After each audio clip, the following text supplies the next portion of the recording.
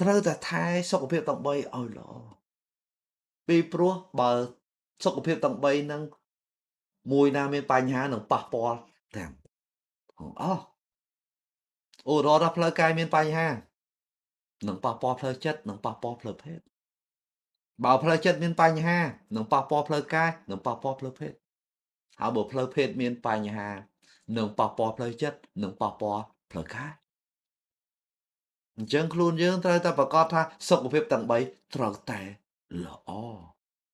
បើមានបញ្ហាយើងត្រូវតែរកការព្យាបាលឬមួយក៏រកការជួយណាមួយយើងអៀនទៀតវប្បធម៌យើងអត់ឲ្យនិយាយរឿងហ្នឹងតមកសម័យនេះណាគេចាប់ផ្ដើមបរៀនយុវវ័យដោយសារវាមានបញ្ហាច្រើនពាក់ព័ន្ធទៅនឹងរឿងនៅពេលដែលយុវវ័យកង្វះចំណេះដឹងអំពីសុខភាពផ្លូវភេទ